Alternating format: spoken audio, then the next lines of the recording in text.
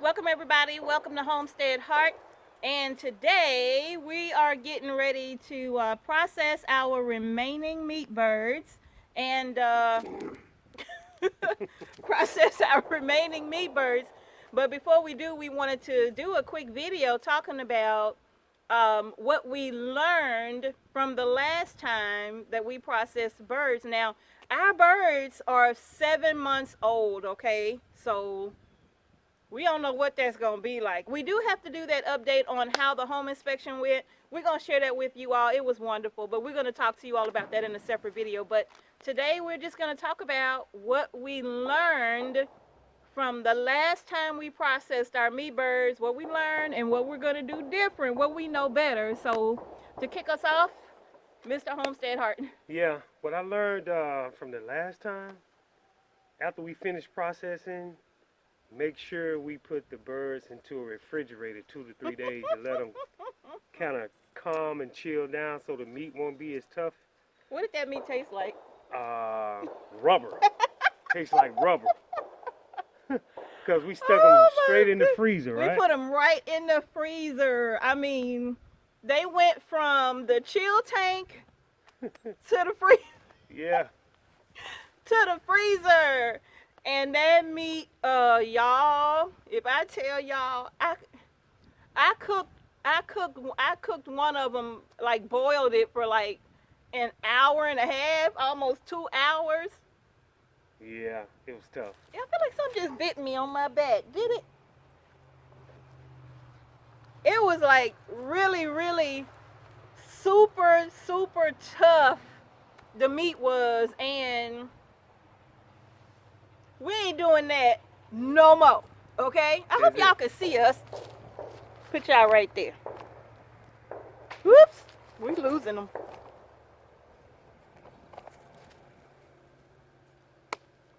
Okay, what did you learn? Okay, so I'm sorry y'all can't really see us because we are under kind of like a shade tree. But anyway, one of the things that I learned for sure was to be really careful around, let me just show you.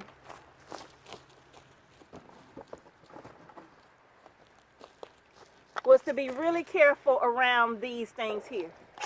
These knives,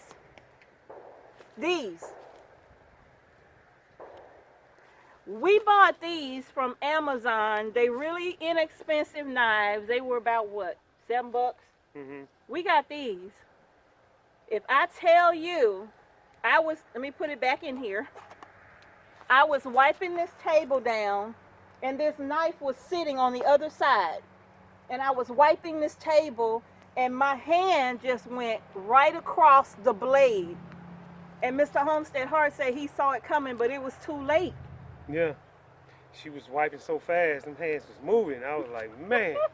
Before you know it, she cut herself. And it was not nice. It was not pretty. And even in this is nothing to eat. Even in the other video, it was like I had the rubber glove on and my finger was wrapped up so that you really couldn't see it. But it stopped everything for a minute because that joker was throbbing. But I had to get through the video and I cut it nice and deep. So that's one of the things that I learned processing them, you know. Now, what else did you learn?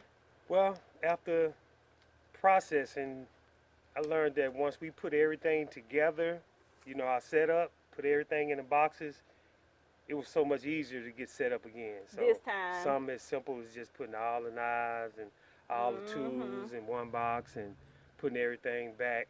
So, you know, we can just pull everything right back out. Yeah. And just, you know, save a lot of time. It does save a ton of time keeping everything in one spot so that when you get ready, because I don't think it took you no time to get set up this time. About 15. About 15 minutes. Mm-hmm. That's it. And even with the, one of the things that he pointed out to me was about getting the scalder set up.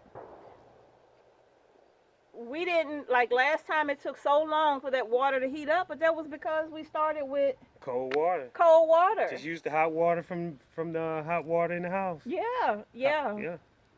So he brought out And our water gets so hot inside. I mean, burning hot. So he just put hot water in the pot and brought it outside, and it's literally taking minutes for this water to come up to temperature. So that's another thing that we learned. Gosh, what else did I learn? Oh, the feeding part. So remember, we were feeding our meat birds the same way we fed all of the rest of our chickens. And that was good for the experimental. You mashing my feet, Grizzy? That was perfect. Ouch me. No, I got it, Mom. So that was perfect for. Are you gonna sit back on me? It's something on him. What is that? Nothing. Okay, so anyway, it was perfect for the experimental part of things, I believe. But it took too long. Yeah. So Yeah. now we, we did the first trial run. We did. So now we know what we're doing, kind of, sort of. So Yeah, we still she'll learning. She'll go a lot smoother. Yeah, so we're not going to do them, feeding them like once a day like we did every other, like the rest of our chickens. We are going to go ahead and feed them 12 hours on, 12 hours off. But what we learned is that feeding them that way, they grow a lot slower and they healthy because our meat birds are huge. We're going to show them to you in the next video. But our meat birds, they're like little turkeys. Yeah. They're like little turkeys. They are so big, but they are healthy because I'm telling you, they jump up in the air. They jump up on the roost, and they're very energetic. They have no health issues whatsoever. No broken legs. No broken legs. None of that. They run. Yeah, just like regular chickens. Yeah, so they are healthy, and so we just wanted to see. We've had them 7 months. April, May, June, July, August, September, October, November. 7 months we've had them. A little bit better than 7 months now. And we would have kept them for a year, but we really don't want to go through the winter with, trying to take care of the meat birds and stuff. So we're going to go ahead and process them. We have pushed them a long way to see how they would do, and they've done great. Yeah. They've done great. Now, another thing that I can say we learned was we will now make sure that we get our meat birds from a hatchery. Yeah. Because that way we know what we got. We know if we got all males, we know if we got all females. Because as you know, the males get a little bit bigger than the females, and we do want bigger birds. That's why we were raising them. Yeah. So we do want to get chickens that are all male, so that we know the weight will kind of be similar, when it comes to processing time. Yeah. If we get a couple of females in there, it wouldn't matter, right? Yeah, well, they would just be a little bit smaller. Yeah. But we do have the option to order all males, some female, whatever we want. We have that option to do so.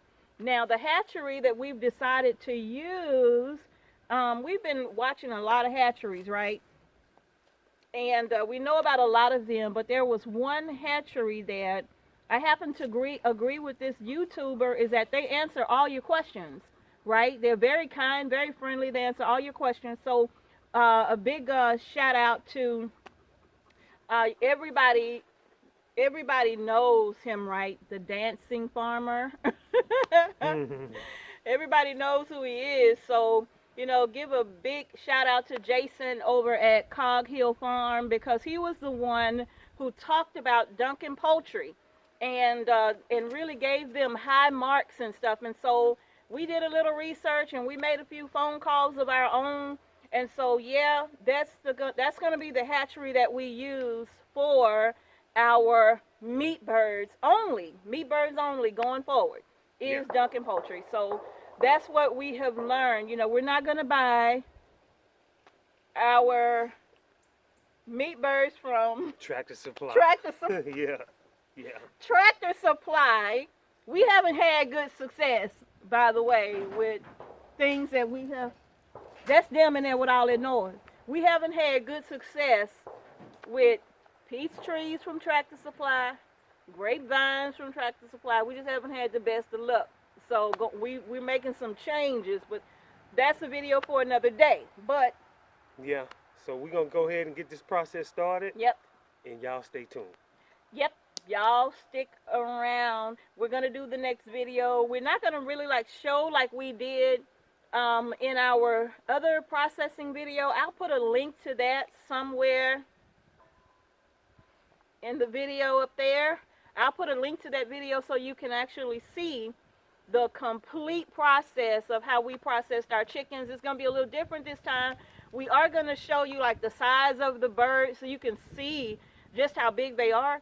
And we don't even know if they're going to fit in those cones. We got regular processing cones for the chickens. They are that big. We don't even know if they're going to fit. So we'll see, right?